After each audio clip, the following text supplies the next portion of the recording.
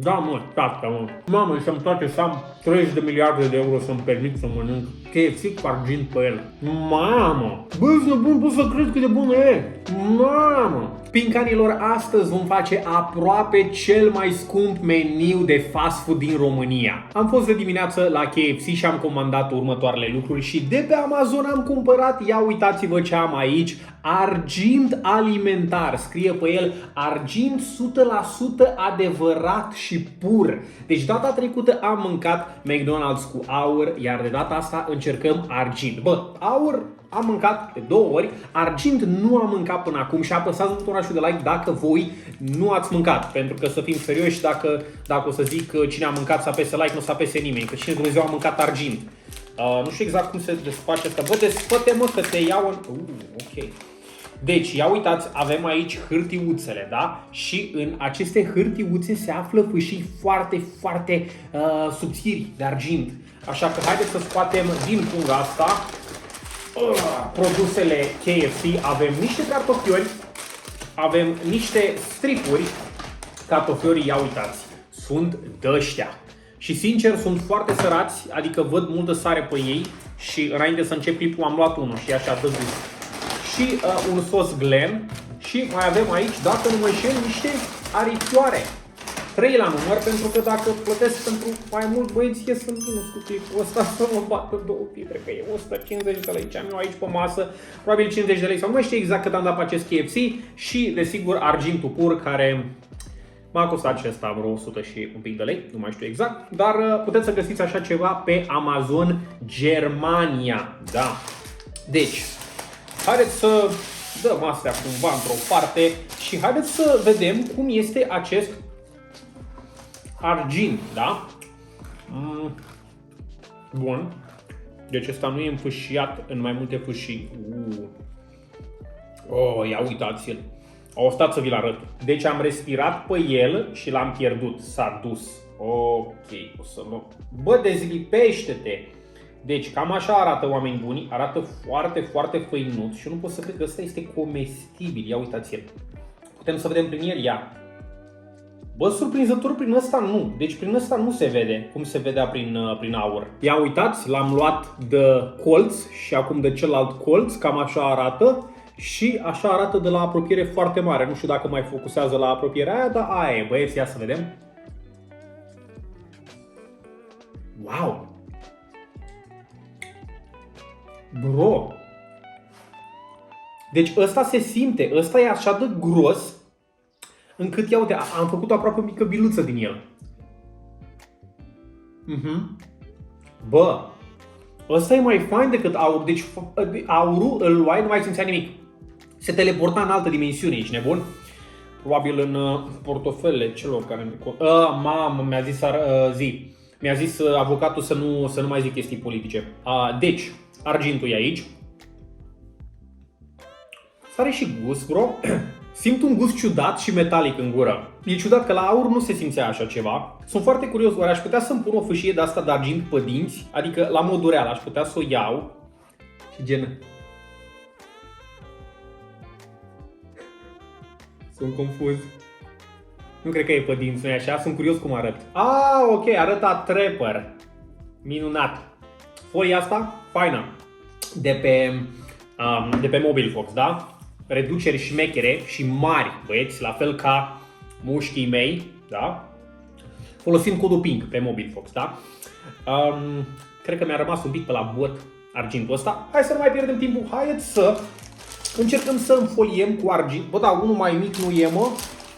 Bro, are like 3 km. Bun, avem desigur un strip de la KFC, picant, că dacă ți iei picant, îmi pare rău, alea picante sunt mult mai bune. Da, dar ești probabil o persoană ok, cel mai probabil. Bro, îl simt, like, mi-a rămas în gură. Mamă, asta e sas rău. Deci ăsta e mai gros, nu se duce atât de repede șapapa sâmbetei. Dar nici nu vrea să se lipească ca lumea. Bun, deci pentru că este o idee mai gros, ăsta nu se lipește atât de bine. Mamă, nu știu ce am făcut, dar am rămas cu el în mână. Nu se lipește atât de bine de orice, da? Deci nici de mână, nici de nimic. Și sincer, ok, să repet un pic de mână, dar cred că dacă, uite, dacă luăm cu hârtia și îl apăsăm cu hârtia, cred că o să... Băi, ești nebun, nu vrea. Pincanilor atât s-a putut, astea sunt goale, da? Bun, ne lăsăm aici. De asemenea, de asta de argint am 30, cred, că mi se pare că sunt 10 în fiecare de asta și am luat 3, da? Deci, haideți să desfacem și sosul Glen. Asta da, frate meu, adică e nașpa, știi, pentru sănătate, dar gen, măcar e bun. Că nici ăla de la mic nu e bun, dar măcar e nașpa ăla, nu, uite, ăla e nașpa, ăsta, da, anyway. Ia uitați aici, cel mai scump strip de pui de la KFC din România de argint. Deci n-ați mai văzut așa ceva. Doar aici pe canalul Hey Pink facem de astea. Probabil mai sunt și alte canale, dar ăia sunt cringe.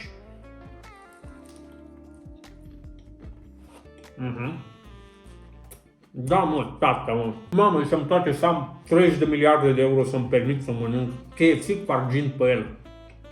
Glumesc, nu e atât de scump. De asemenea, nu schimbă gustul cu nimic. Pentru că orice gust ar avea argintul ăsta, puiul de la KFC a zis, no, stai tată jos că intru eu în schemă. Mi-a rămas argint în sos, bro. Ar trebui să facem și sosul de argint, nu?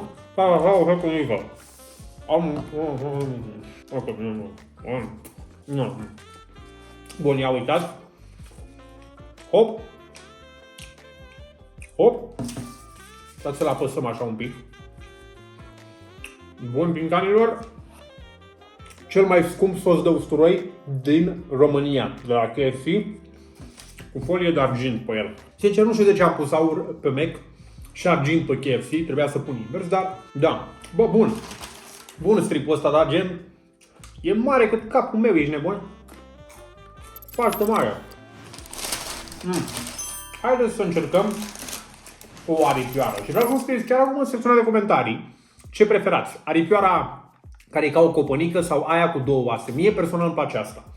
Da? Deci asta mie îmi place mai mult, e așa mai grasă și cu toții știm că nu știu ce. Am uitat ce voiam să zic. Bun. Ia uite, mamă, cum vine. Mamă, e fix pe ea. Pincanilor, mai luăm una. Nu, mai luăm una și mai punem. O facem complet de argint și pe cealaltă parte. Deci îmi place maxim folia de argint, că e o idee mai ușor de folosit decât cea de aur. Ia uitați așa.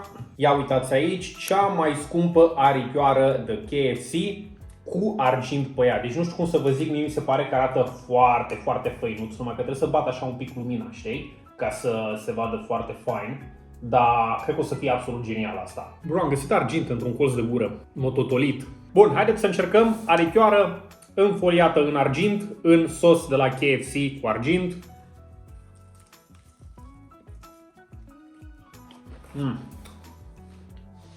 Mamă! Bă, nu bun, pot să cred cât de bună e! Mamă! Mă scuzați, asta a fost pentru sneak peek. Bă! Așa a zis odată un Mario. Sincer, cred că a avut dreptate. Bă, eu nu vreau să fac acum flame cuiva, da?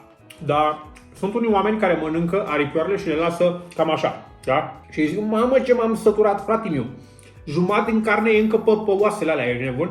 Dar mie nu-mi place cartilajul ăla. Bro, e cea mai bună parte. Deci, cartilajul de la oase e plin de colagen și te ajută la a avea o piele mai faină, da? Lumea nu mănâncă. Plus că e așa gen crunch. Ureche de porc, de exemplu. Mamă, eu mor. Deci dacă văd o ureche de porc, pierd. Uite, așa fac. Mă rog, poate nu chiar așa, da? Bun. Aripioara cu argint pe ea, bă, sincer, da, nu. Față de aur, argintul ăsta chiar se simte că este, da? Deci se simte că este, pentru că este mai gros. Și cu toții știm, cu cât e mai gros portofelul, cu atât e mai bine. Probabil, nu știu exact. Cred că Iisus nu ar fi de acord cu mine. Avem aici argint? Ok, aici nu avem. Bun, mai avem aici două de astea de argint. Și cred că, dacă am terminat cu aripioarele, ar fi timpul de un cartofior. Ia uitați aici, cartofiorii de la... Ai vrut să te sinu... hai să nu folosim cuvinte de genul. Deci ia uitați aici. cartofiorii de la Mac. Cum să facem noi? Să înfoliem un cartof de ăsta, altul, nu ăla care a vrut să-și pună capăt, complet în argint, că dacă pui așa un pic de argint pe cartofii aia, nu cred că se întâmplă absolut nimic, așa că o să luăm un cartof de ăsta și, ia uitați, l-am tăvălit prin argint și din păcate trebuie să mai luăm o foaie de asta. Așa, perfect, ia uitați, cel mai cartof de la KFC, ia uitați-l, e făinuț rău și cred că o să-l băgăm un pic în sos, așa, în sosuleț. Sosul. Bă, dar nu le-a fost rușine cu sarea ăsta. Deci, ăștia chiar mi se par buni. Sunt de aia cu coajă pe ei, știi? Dar mie nu-mi displac. Dar am trebuit niște apă. Mamă, ce zărat e ăsta, te l-am luat acum în gură. Da, nu s-au zgârcit cu sarea de la asta. Mie îmi place, că de obicei nu sunt zărați. Că vine ăștia. Eu țin o dietă foarte săracă în sodiu și vreau să-mi spuneți ce cantitate de sare aveți pe cartofii de la Mac. Frate, mănânci Mac, taci dracu din gură. Mamă, mă scuzați. Da, anyway. O să desfacem și celelalte două folii de argint. Da. Să laud ăștia cu niște chestii pe aici, dar nu stau eu să citesc. Hai să facem și un pic de curățenie. Băi, și chiar e foarte multă dezordine aici la mine. Chiar am o grămadă de chestii rămase. Dar ce vrei dacă am foliat fiecare fâșie de asta de argint în 200.000 de hârtii? Da. Bun. Și am scos și pe celelalte. Ia uitați aici, avem aici o grămadă de argint. Aș vrea să-l mănânc așa, dar are și hârtie și asta e cringe. Și aici avem un booster care o să-mi boosteze timpul până la care mai am de trăit, ceea ce nu e de bine. Ia uitați-vă, cam așa arată, destul de cringe, jenant, cel mai L sandwich pe care l-am văzut. Are niște... mama, e cea mai mare bucată de castravete murat pe care am văzut-o. Da, nu e sas, e așa forma asta, prin care nu știu ce să vă zic, zici că nu e în apele lui, zici că are un sindrom sau ceva, dar îl vom face mai frumos. Deci acum vine partea mea preferată când trebuie să punem pe un burger această folie. Hai să-mi trag palme de asta. Bă, deci asta nu se lipește ca aia de aur și nu știu exact cum o să iasă, fiindcă chiar nu știu. Ia uitați aici, dar eu nu cred că trebuia să le desfac pe toate. Acum am realizat că o să-mi rămână folii și mai bine le lăsam în ambalaj. Ce fac? Doar nu-i mâncă așa random. Așa. Well. Asta o să fie grav. Bărbații mei o să fie mai grav decât... Măi, ești rasistă? Folie, tu ești terminată? Ești o terminată ordinară? Vorbesc! Și zboară de pe burger! Nu stă lipită, lipiți așa două palme după ceafă.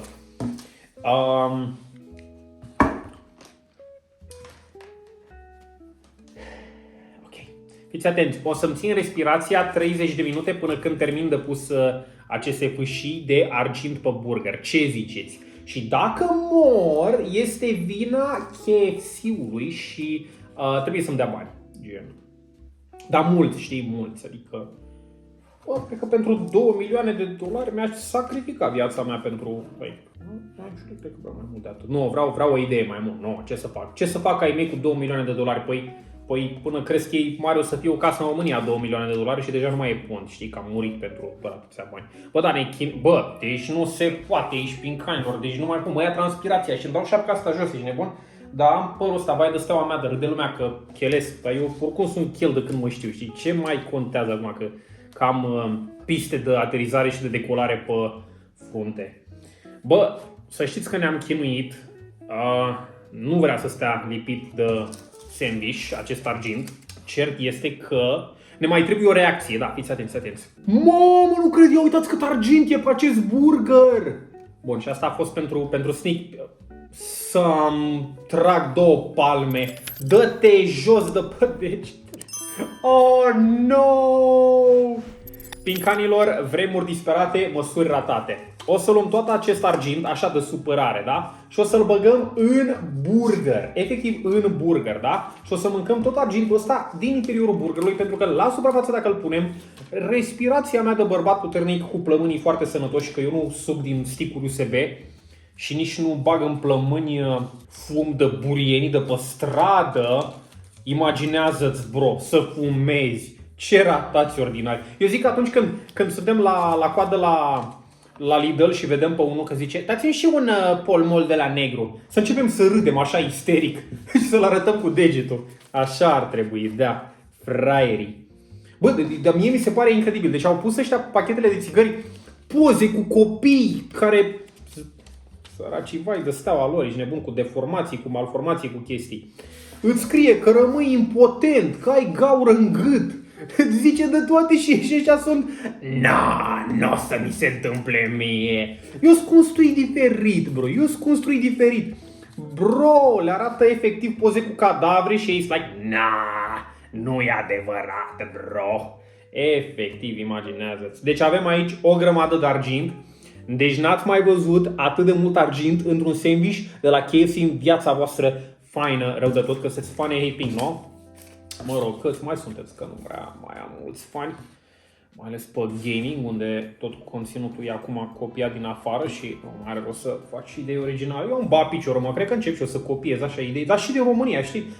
Le recrez tot thumbnail-ul, fac din nou, zic, bă, ce ai de gând să-mi faci? Să-mi o abon.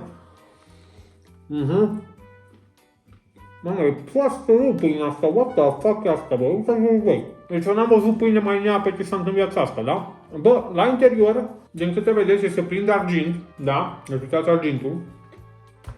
Bam. I-am zis că după ce mănânc aici o ajut pe Karina la clip și mă duc la sală, așa, pompa ca lumea cu aceste KFC-uri, dar parcă nu-mi vine să mai mănânc, sincer. Bun.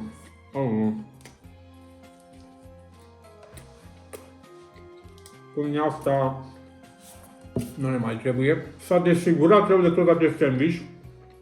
Că scoatem din el și mâncăm așa, e. Mamă, nu pot să cred ce gust bun are. Adică, nu, argintul ăsta chiar a făcut o mare... Ce pâine am măsit aici? Chiar a făcut o mare diferență.